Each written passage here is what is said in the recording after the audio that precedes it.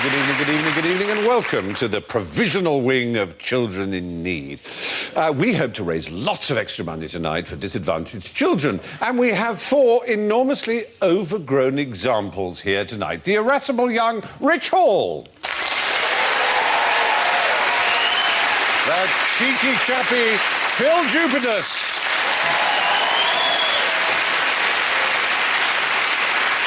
Naughty scamp Jonathan Ross. And everybody's favourite fluffy stud muffin, Pudsey. Now, settle down, class. You know the rules. Phill goes... No, but yeah, but no, but yeah, but yeah. And No, Jonathan... but yeah, but no, but Thank yeah, you. but yeah. Stop it. Jonathan goes... I'm above Ed. And Rich goes... Flobba-dobba-dobba-dob. And Pudsey goes... Thank you, Pudsey. Oh, hello. Hello. Hey, what are you doing? Oh, don't give it all that. You're not even a bear. Come on. We don't want any trouble. You gave me a look then with a good eye. Yeah. How's your distance vision? Someone has been sitting in my seat. Tonight's programme is all about descendants. In other words, offspring, progeny, children. Let's begin at the very beginning. What do babies have that adults do not? I'm above Ed. Horns. Horns. Horns. Oddly enough, almost close. They have a cranial cap. They have a divot there that you can store things in. I thought that was there so that if you have sex during the final trimester, it doesn't hurt the baby, it kind of gives. Oh, no, Jonathan. Nature provides. But the bones in the head haven't fused together yet, have they? They haven't. Not only in the head, that's the point. They're completely spongy babies. You can bend them pretty much. Like plasticine, you can just, like, make... If it's an ugly baby, you can just make it slightly better looking, you know, just give it horns if you want. What's the protocol for when you see a really ugly baby? Do you I'll know? tell you, people show you their babies on their phone now, and it's like a cashew with some hair coming out of it. The thing to say is, nice phone.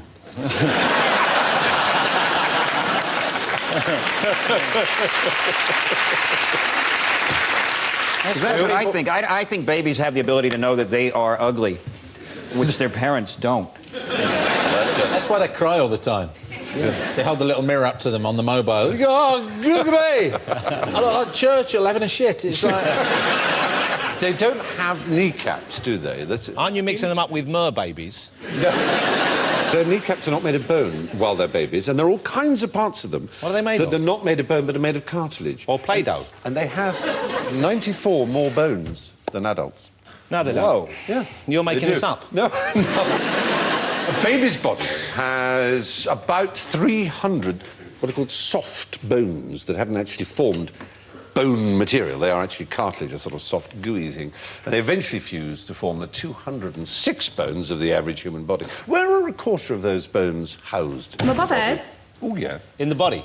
Yeah. Where, I should have said, about. In the body. the... Foot. In the... Feet. The feet is right answer. Yeah, a quarter of your bones. 52. Very good. Yeah. Very good. How long do you have to wait for your baby to harden? It's in the natural course of You things. put it somewhere like with Airfix kits. I used to put them in the airing cupboard. Kills. Bake it. You fire the baby!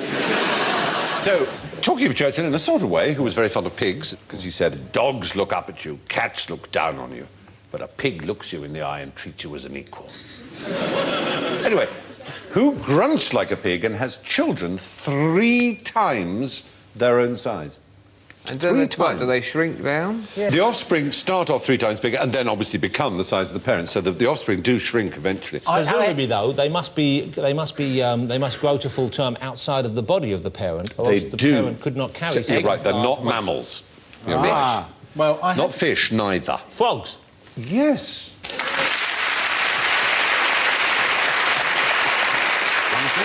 It's a breed of frog called the paradoxical frog. For that very reason, it is the only species on Earth. And that literally is to scale. That's the parent, that's a pen, to give us an idea of scale, and that is the offspring. So they squirt them out and then they grow big in the pond? And Yeah. then They come from South America and Trinidad as well, you'll find them. What purpose does that serve in nature, that the animal would create an offspring that is so much larger than itself initially and then shrink? We just don't know. What is it in Spanish? Paradoxical frog. Now, what I want you to do is stop me when you know about whom I am talking. Had she been eligible, she might have been elected US president. She's a trained scientist. She has larger breasts than you might imagine. Jonathan's alert. Her maiden name, Roberts. Thatcher. Oh, dear. Margaret Thatcher's maiden name was Roberts, but this particular née Roberts has over 1 billion pairs of shoes and yet stands only 11 inches tall. I'm above Ed. Thumbelina. Not Thumbelina. This one exists. 11 inches tall? Yeah. Barbie. Barbie is the right answer. Yay. She was named after one Barbara Millicent Roberts from Willows, Wisconsin. If Barbie was a real person, Yeah. she wouldn't be able to stand. Yes. Anatomically. Yeah, exactly. Her feet are too small. If you sort of blew her up to 5'6", her feet would be size 3, her breasts would be 39 inches, and she would just But go... you wouldn't let her stand up anyway, would you? You'd only want her supine anyway, wouldn't you, if she had those kind of things? Is that right? It's also apparently true, according to researchers at University Central Hospital in Helsinki, Finland, that her body shape lacks this 17 to 22% body fat, which would enable her to menstruate. But what was it she managed finally to get in the year 2000? Pregnant. It was a piece of something that... The Shroud of Turin. Turin. Not a bra, some part of her body. Not nipples, thank you. A navel. A navel is the right answer. She finally got a tummy button. Very good. Absolutely right. Barbie philosophy. Barbie spoke in 1992 for the first time. Do you know the kind of thing she said? Where's my navel? You could have said that. No means no. Well, Stop looking down there, I don't have bits. will we ever have enough clothes? Was one of the first. It's a paradoxical frog, Ken. Yeah. I love shopping. Do you? But what did Barbie say, Stephen? Math is tough. As we know, Barbie, whose full name was Barbara Millicent Roberts, was born in 1959. She's done everything, including running for president 3 times. But how have Superman, Spider-Man, and Wonder Woman helped the fight against crime? Each one of them has an intimate connection with a genuinely groundbreaking crime-solving or crime-helping... X-ray vision.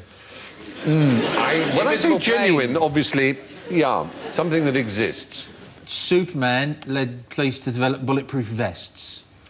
It isn't that, but you're on exactly the right lines. No, because I know coppers have got like a net they shoot at you, like That Spider-Man. would be Spider-Man's thing, wouldn't Yes, it? but that's an old Roman retinarius trick. Who was Spider-Man's arch-enemy, mostly? Mostly it was the Green Goblin. There was another one called Kingpin? Kingpin, well, he's not... Well, he was Spidey's, but recently he's become Daredevil's main foe. Has he? He lives in Hell's Kitchen. It's over more like 49th Street. Daredevil fights him a lot more. But recently... And what did he do in 1979 in order to keep tabs on Spider-Man? So that he always knew where Spidey was? Asbo. Not an Asbo. But you're exactly on the right lines. And it's more technical.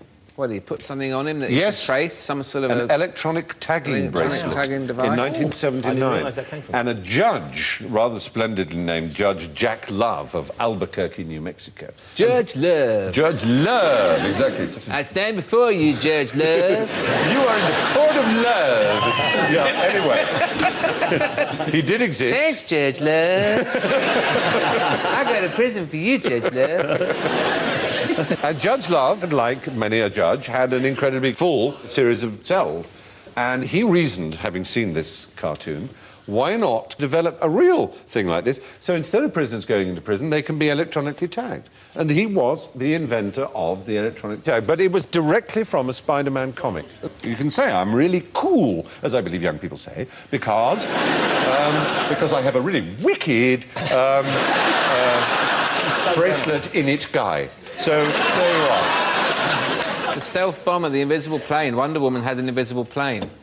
Can I tell you about Wonder Woman? Wonder Woman's creator was William Moulton Marston, who wrote under the pen name of Charles Moulton, who is in a polygamous and indeed polyamorous relationship with the woman who co-created Wonder Woman and another leser on the side. Absolutely right. Yep. And you're right, he married his wife Elizabeth at 22 years of age and then carried on this affair with Olive. And I think they moved in together. They all moved in together. He had 2 children by each. And then when he died, Olive and Elizabeth stayed together right up until the death of Olive in the 80s. I think that's a rather beautiful story. It is a lovely story. I'll tell you something interesting about Spider-Man. Originally, he was called Spider-Man. He was Jewish. He couldn't fight crime on the Sabbath. Look, I'm so impressed with Jonathan knowing the full name of William Moulton Marston, but he came to the attention of DC Comics, to the great Max Gaines, whom you will know of, the publisher of DC Comics. Actually, Max Gaines, I believe, published DC Comics, didn't he? And then when he died in a boating accident, his son, William C. Gaines, took over, moving from true tales from the Bible and stories to amuse children into the EC line of horror comics that then came to the attention of the US Senate when comics were investigated after a certain Dr. Frederick Wertham brought out a book called Seduction of the Innocent in 1954, calling for the introduction of a self-regulating body known as the Comic Code Authority that had such ridiculous rules as you could not use the word flick in a comic for fear that the L and the I would run together and Spider-Man was saying, look, he's got a knife.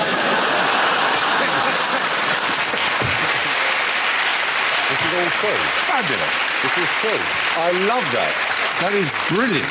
And to think that almost everyone I know thinks you're a coarse, vain, loudmouth nobody. But we still haven't come to the root of Bulletproof wristband, she had. No, he invented something as a psychology professor. He was very interested in people's response under stress. Under stress? And he discovered that blood pressure increased when people were under Was stress. it the lie detector? The lie detector.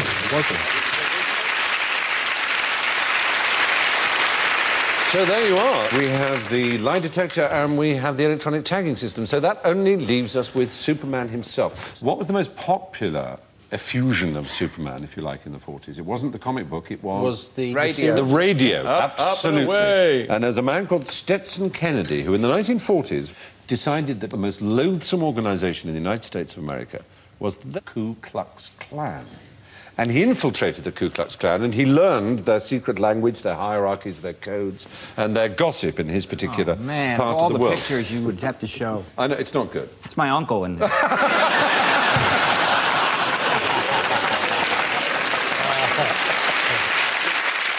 Anyway, he decided that the most popular thing around was Superman on the radio. So he wrote to the producers and said, here's a plot line for you. Why don't you have Superman fight the Ku Klux Klan? Because he fought Mussolini, he's fought Hitler. And within 2 weeks of the 4-week episode in which Superman fights the Ku Klux Klan, the recruitment went to 0. So he was a crime fighter, Superman. In real life? In real life. As in fiction. How wonderful. I did not know any of that. I go home a better person.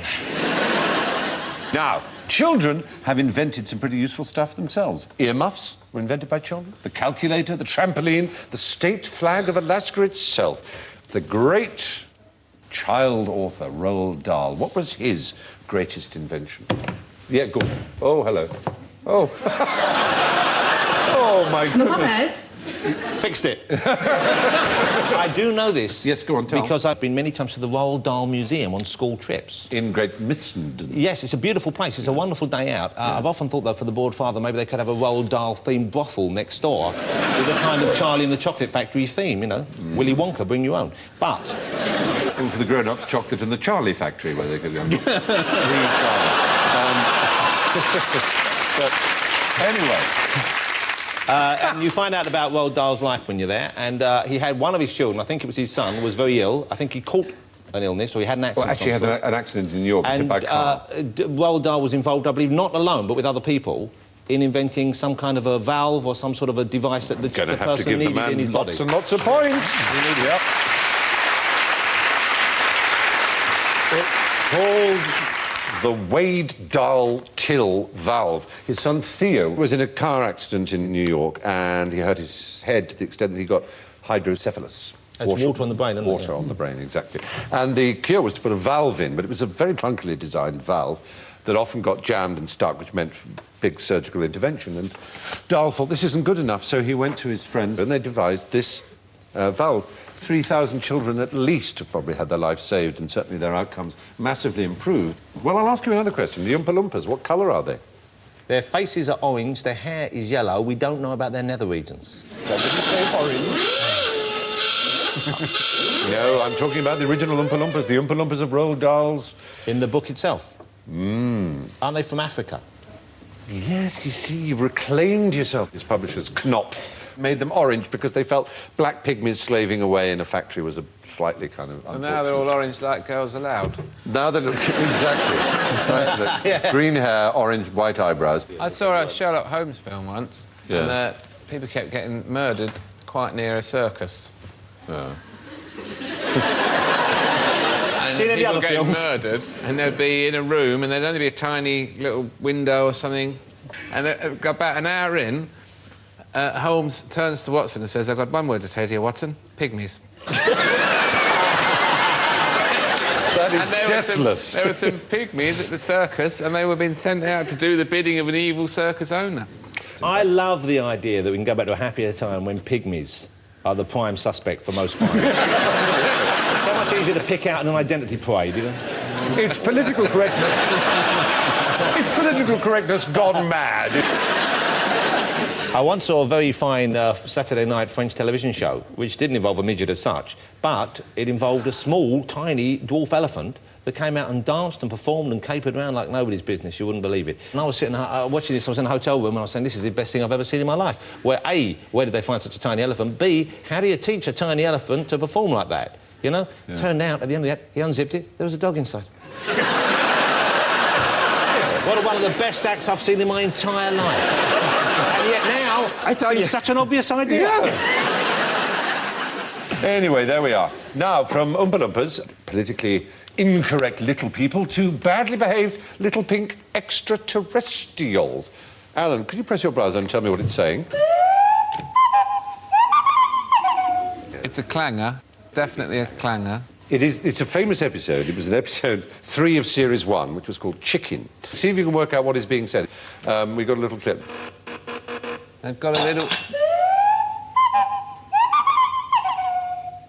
Because the performers generally have words in their head. There it is. What he's saying is, oh, sod it, the bloody thing's stuck again. You can hear it again. Let's hear it again. There it is. You know what? It is, yeah. So, the creator of... I'm above Ed. Yeah. Oliver Postgate. The great, I think you cannot say Oh, Oliver the great Postgate Oliver. without saying the Nog great. in the Nog. Nog in the Nog, Ogleswood. Did he do Bagpuss? And the greatest of the great Bagpuss. But he and Peter Firmin, who were his partner, they used to produce these things in the barn, and they'd take a month to do each episode. Oh, they're brilliant, aren't They they? are absolutely wondrous. Well, here's an interesting bit of clanger trivia for you. Yeah. I think the clangers appear on an episode of Doctor Who. The man is right. The man is absolutely right. It was, in fact, their largest ever audience in 1972. They got 10 million viewers by appearing in an episode called The Sea Devils. But anyway, there's only one language even more suggestive than the clangers. What language do Bill and Ben, the Flower Pot Men, speak? Flobbelob. Flobbedob? No. No. You see, the awful thing is, you probably thought it was Flobbedob because that's what we said a couple of years ago. We've saluted one great genius of children's television, the great Oliver Postgate. There is another, the great voice genius, Peter Hawkins. We unfortunately said that the Flobbedob language was called Flobbedob, and that it came from the sound of creator Hilda Brabham's younger brothers farting in the bath and saying, oh, Flobbedob, like that. It sounded like Flobbedob. And we got a very, if I may say so, terse, tart letter from Silas Hawkins, the son of Peter Hawkins himself, voice actor. The fart in the bath story was trotted out last year in an episode of Stephen Fry's otherwise admirable QI. It, the story, first appeared some 20 years ago in the newspaper article, to which my father immediately wrote a rebuttal. and which was obviously ferreted out by some BBC researcher, if you like. It may be quite interesting, but in this case, it just isn't true. So we apologise, Mr. Silas Hawkins. Their language is called Oddle-Poddle. Flobbedob actually means flower pot in Oddle-Poddle. I cannot believe I just said that. But with that descent into gibberish, I would like to take us now outside the headmaster's study where we get a damn good weekly thrashing of general ignorance. So fingers on buzzers, please. Who can hum the most listened to tune in the world? I'm above Ed. Yes. Oh,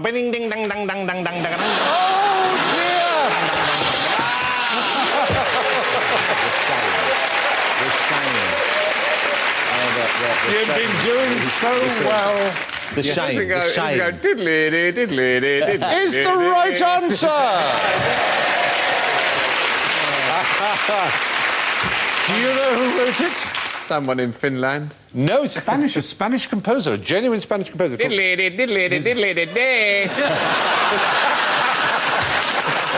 Robbie Williams. Robbie Williams with all those comedy glasses and beard. His name was Francisco Tárrega.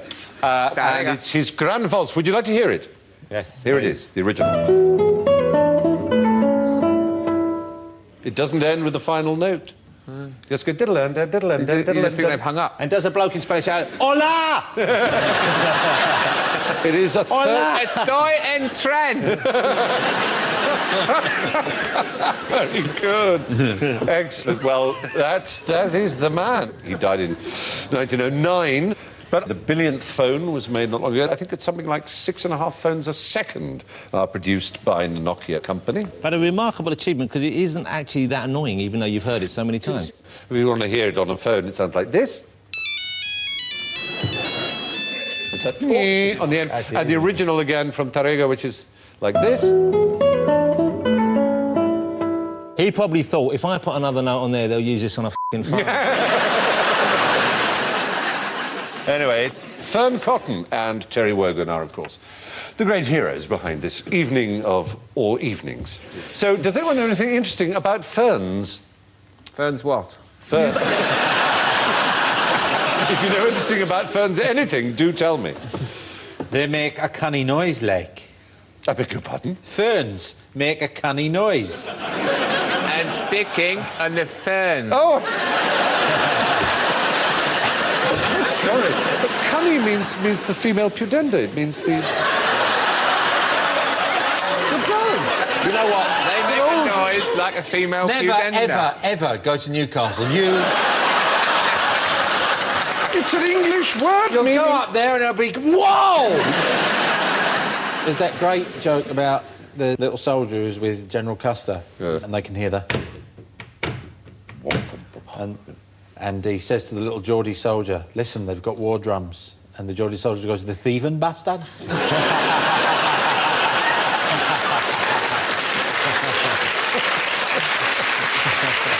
I do confess myself defeated there. Is it like a naval wardroom? Is that what they're saying, wardroom? Well, it's where the naval officers gather for their pink gins. It's called the wardroom. Oh, Patsy, make him stop. They've got wardrooms, the thieving bastards. What? They've got... In Newcastle, they say instead of hour, they say war. Well, they must go to school. It's just ridiculous. I'm sorry. Not good enough. Anyway, ferns. Tell me about ferns. Ferns what? Tell me about fern. The poisonous. You're absolutely right, they are. Some ferns are carcinogenic. You're absolutely right again. Aren't ferns also, apart from moss, I believe, the oldest plant on the planet? Yeah, you're right. They're 3 times older than dinosaurs, older than any land animal. And they seed by... That's right, they're cast out. They go Yeah. boom, like that. Yes. Boom, shaka, boom, Yeah. shake the No, boom. they... Wah! They fling their seed You know across what? the room. I was doing that when I was about 14.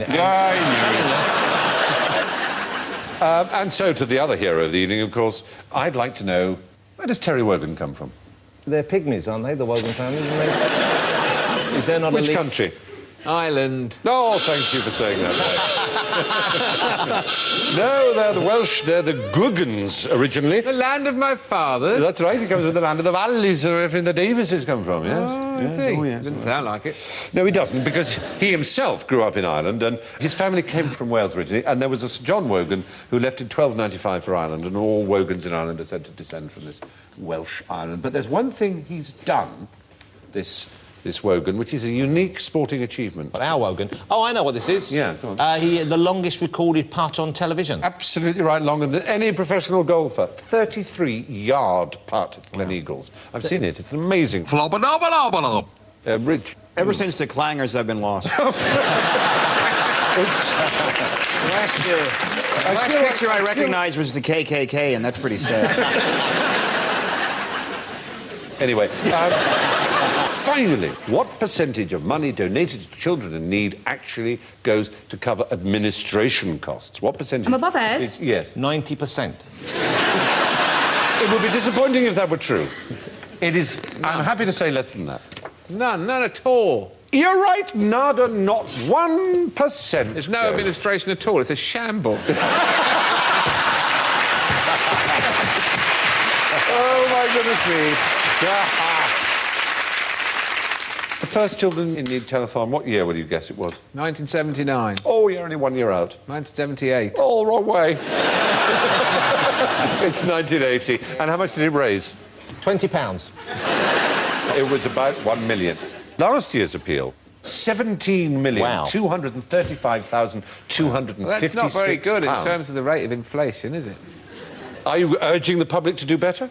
They've probably got other things to spend their money on. No, that's not how it works!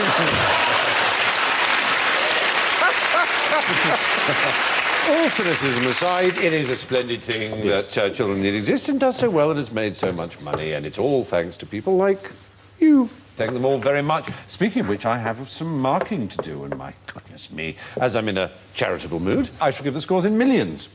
And we have a clear winner with 3 million points. Our first-timer, Jonathan Ross, ladies and gentlemen.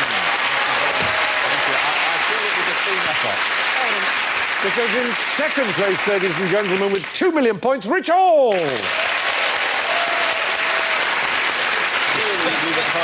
With 1 million points in third place, Phill Jupitus.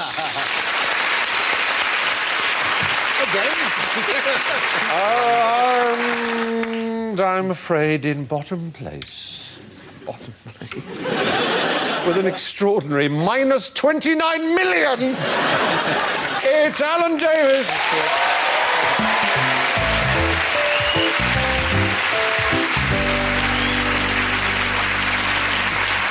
My thanks, of course, to Rich, Jonathan, Phill and Alan. I leave you with the wise advice about your little ones, and it comes from Robert Orban. Never raise your hand to your children. It leaves your midsection unprotected.